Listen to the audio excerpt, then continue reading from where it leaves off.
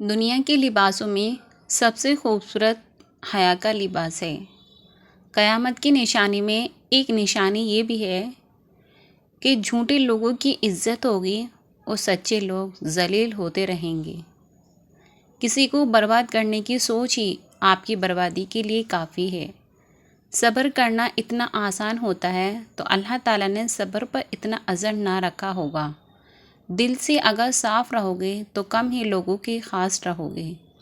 انسان کو اپنے بے بس ہونے کا اندازہ تب ہوتا ہے جب وہ کسی کو دیکھنے اور سننے اور بات کرنے کے لیے بےتاب رہتا ہے۔ کچھ پھول دھوپ میں اچھے کھلتے ہیں اور کچھ چھاؤں میں، اس لیے اللہ بہتر جانتا ہے ہمارے لیے کیا بہتر ہے، ہمیں دیتا ہے جو ہمارے مقدر میں ہوتا ہے۔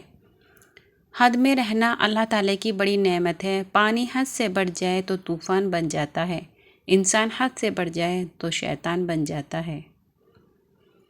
دنیا میں 90% انسان ایک پنجرے میں قید ہیں اور پنجرے میں پر پتہ ہے کیا لکھا ہے کہ لوگ کیا کہیں گے۔ جب آپ صلی اللہ علیہ وسلم کے وصال کا وقت قریب آیا تو آپ صلی اللہ علیہ وسلم نے حضرت جبرائیل علیہ السلام سے پوچھا، کیا میری امت کو موت کی تکلیف برداشت کرنی پڑے گی؟ تو فرشتوں نے کہا جی۔ تو آپ صلی اللہ علیہ وسلم کی آنکھوں مبارک سے آنسو جاری ہو گئے۔ تو اللہ تعالیٰ نے فرمایا، اے محمد صلی اللہ علیہ وسلم، آپ کی امت اگر ہر نماز کے بعد آیت الکرسی پڑھے گی تو موت کے وقت اس کا ایک پاؤں دنیا میں ہوگا اور دوسرا جنت میں۔ اگر توفیق ہو تو سب کو بتائیں، اور کسی ایک نے عمل کر لیا تو آپ کے لیے صدقہ جاریہ، اگر دل چاہے تو شیئر کیجیے۔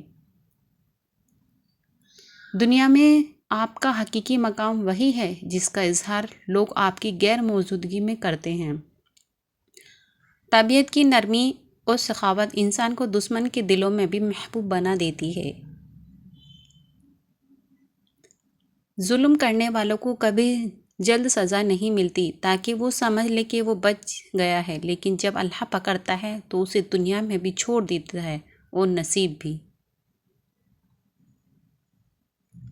مجھے یہ جان کر شرمندگی سی ہوگی کہ زندہ ایک نقاب پوشیوں کی محفل ہے اور میں ادھر اپنے اصلی چہرے کے ساتھ آ گیا۔ کچھ باتیں سمجھانے سے نہیں، خود پر بیت جانے سے سمجھ میں آتی ہیں۔ کتنا مشکل ہے کسی انسان کو راضی رکھنا، کتنا بھی کوشش کر لیں چوک ہی جاتا ہے۔ میرا رب کتنا آسان ہے اس کو منا لینا، گناہوں کے اندازہ ندامت کا بس ایک آنسو ہوتا ہے۔ 2 وقت کا کھانا اگر عزت سے مل رہا ہو تو اللہ کا شکر ادا کریں۔ خوبیاں ڈھونڈنا بھی ایک خوبی ہے اور عیب ڈھونڈنا بھی ایک عیب ہے۔ زندگی میں اگر خوش رہنا چاہتے ہو تو دوسروں کی خوشیوں کا ذریعہ بنیں۔ نیک نیت، مثبت سوچ، عاجزی کے ساتھ ہر مشکل کو آسان بنایا جا سکتا ہے۔ یاد رکھیں، ہر دنیا اللہ کی رحمت کا نیا موقع ہے۔ خوش رہیے۔ پریشانیاں زندگی کا حصہ ہیں۔ جس نے اپنی پریشانی پر قدم رکھا وہ جیت گیا، اور جس نے پریشانی کو سر پر سوار کیا وہ ٹوٹ گیا۔ اے اللہ، میرے لیے ہر چیز کو آسان کر دے، چاہے وہ میری نظر میں ناممکن ہی کیوں نہ ہو۔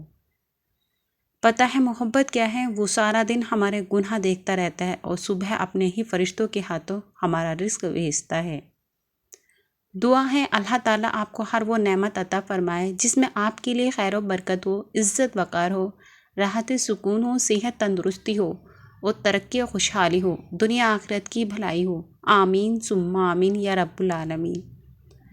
انسان اپنی دعاؤں سے اپنا مقدر لکھتا ہے۔ انسان کی دعاؤں ہی انسان تک وہ سب کچھ لے آتی ہیں جو اس کے نصیب میں بھی نہیں ہوتا۔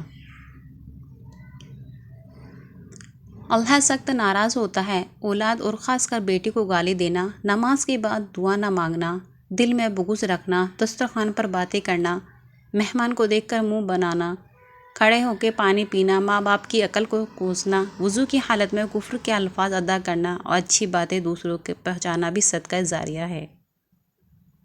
سب سے زیادہ تکلیف دہ وہ لمحات ہوتے ہیں جب آپ سب سے قیمتی چیز کو بچانے میں خود کو بے بس محسوس کرتے ہیں۔ اصلاح کو 100 الفاظ سے زیادہ تجربے کی ایک ٹھوکر انسان کو مضبوط بنا دیتی ہے، کیونکہ کچھ باتیں سمجھانے پر نہیں، خود پر بیت جانے کے بعد ہی سمجھ میں آتی ہیں۔